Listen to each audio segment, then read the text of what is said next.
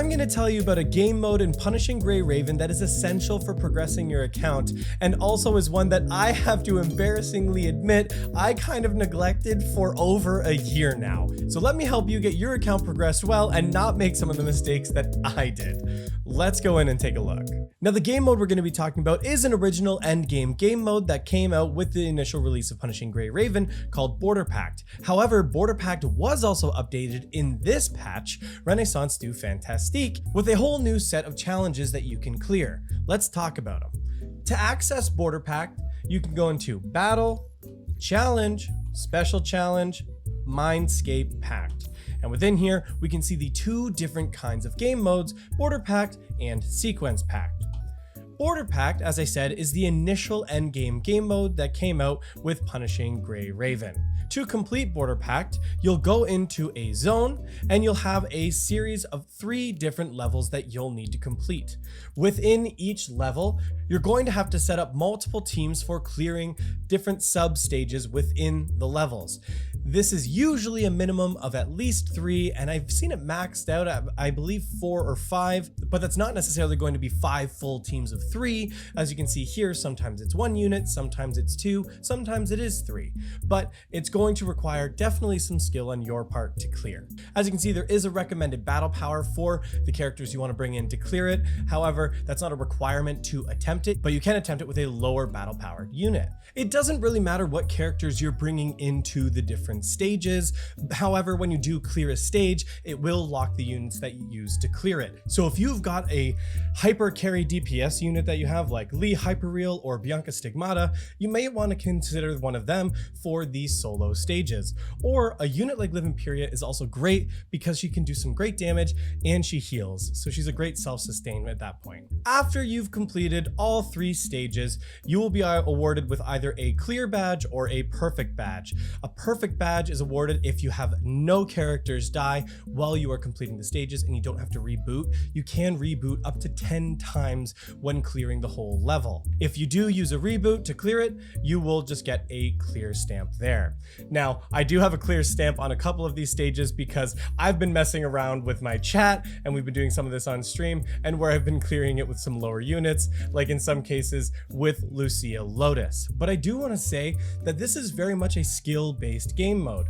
I know a couple of these stages, like the Yazaki Park over here, I got a perfect clear on it while using Lucia Lotus. So you don't necessarily need to have the best units in the game to still be able to clear this. Don't get me wrong though, having those stronger units is going to help. Having Bianca Stigmata and Lee Hyperreal on these 2 first stages, they can clear this stage in like 10 seconds. That's not even an exaggeration. They absolutely dominate. Whereas Lucia, it's definitely a challenge.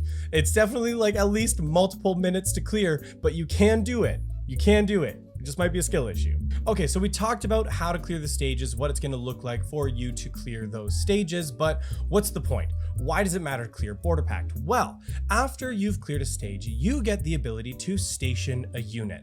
In the initial Border Pact, you need to have a character that has got a full resonance on their memories, meaning you've got 6 6-star memories that have all been leveled to 45 and resonated on each slot for 12 resonances total. When you have all of those resonances, that will unlock a character's Ultima Awakening, and that's how you can know if they can be entered into one of these slots. If you're unsure if you have a character's Ultima Awakening, you'll probably know because you're gonna have their profile icon, or on the member itself, you'll see they've got a glowing ring of some kind, like we can see here on my Lee Hyperreal and on my Vera Rosen. After you clear this stage and you station a character in that slot, you're going to give a buff to every character on your account. It's not a huge singular buff, but it starts to add up. So for example, on this first slot here, we can see all members get a red orb level +1, which is, helpful for some characters. On Karenina's here, we also get a +1 to QTE skills. Great for comps that have a hyper carry where you're just QTE botting the other 2 units, not bringing them or switching them in as often. But you get one for each of these stages that you can clear. Being able to clear Border Pact is something that is just going to boost your character's battle power overall, and again, help you with clearing some of the harder content getting higher scores in Pain Cage, getting higher scores in Warzone. It's definitely a big benefit to have. Along with that, and along the way, you do get some extra material bonuses as well. Now that's the original Border Pact. That's one that came out when the game originally released, but the one that was just added in this patch is Sequence Pact, which is a new pact that was added. It's a little bit different than the previous Border Pact, because in the previous one, where there was not really any elemental benefits to going into it, there is definitely elemental benefits on these challenges. Like for example, recommended element fire, and you can see there are other debuffs or things coming along with it to add to the challenge. Your characters don't have to match that element to clear it, but it will definitely help.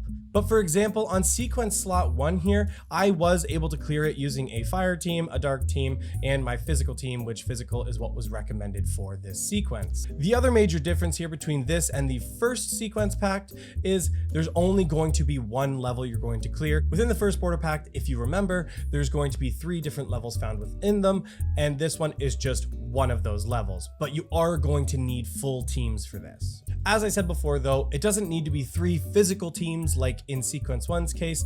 I was able to do it with fire, dark, and physical. However, I will say the physical definitely was easier, but it was also still one of the harder fights. Another difference between the first Border Pact and the Sequence Pact is to be able to slot a character in, they have to complete the Infinitus Awakening. The Infinitus Awakening is when you've hypertuned every resonance slot on a character.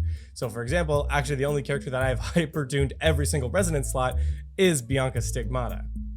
If I try to switch my guard here, you can see no one else met that requirement. So I'm definitely gonna have to be doing some more hypertuning very soon. But after you've got a character that's done the Infinitus Awakening, you are going to get an extra damage bonus, again applied to all units on your account. So as you can see here, bonus for each hypertuned memory equipped in grid 1 by any character at 1% extra damage bonus will be granted at the start of battle. Now that sounds like a bit of gobbledygook, so let me simplify it for you. I've completed Sequence 1. Bianca Stigmata is currently stationed in Sequence 1, so this bonus applies to Grid 1. If I look at Bianca in the member section, you can see here the hypertuned memory in that slot has orange arrows instead of blue. Each of those orange arrows are 1% extra damage bonus. So by clearing all of Sequence Pact, you'll be able to get this up to a 12% extra damage bonus. You can get partial bonuses too for other characters, like for example Lee Hyperreal here. Only one of the slots have been hypertuned, so you can see I've got 1 orange arrow and 1 blue arrow, only getting 1% extra damage bonus. So 1% extra damage bonus might not be a big deal, but I can guarantee you 12% extra damage bonus is. That, on top of the other skill bonuses you get from the first Border Pact, is something that is going to help push your character's battle power even higher. Some characters' battle power can get as high as 8,000 BP. You can get just over 8,000 BP. Granted, you're falling a little more into whale territory there because you're looking at the SSS to SSS plus ranked characters to be able to hit that, but you can, and this is essential for doing so. However, the best part of this compared to getting a SSS character is this is free to do, and it's fun extra gameplay for you to clear. So if you've been able to progress your characters to battle powers, somewhere around the 6,000 range, you'll be ready to take on the Border Pact. If you've got some of the Gen 2 units, like I said, like Lee Hyperreal, Liv Imperia, or Bianca Stigmata, you're not going to have a lot of issue with clearing those. However, the other S-rank characters are also very good too. Like I've been using Rosetta Rigger in there. I've also been using Bianca Veritas on occasion. And like I said, I was even doing some of the solo stages with Lucia Lotus. Don't overstress about trying to get a perfect clear on a stage. That's just a personal challenge really to yourself. You just need to clear it so you can at least get the bonuses. But I hope that helped clarify a few things for you when talking about the Border Pact, helping you understand why it's important to be clearing that. So make sure you go and do that. If you have any questions, leave them in the comments down below, or come and join my Discord. There's a lot of other PGR players there, a lot of veterans who are willing to help support you and answer any questions. Love you to come on over and join the community there. As always, thank you to my patrons. Your continued support is always hugely beneficial for me and for the channel on our journey to taking this to a full-time place. And if you want to jump on board and also help support the channel, you can find the Patreon link in the description. Thank you so much for watching, and we'll see you next time.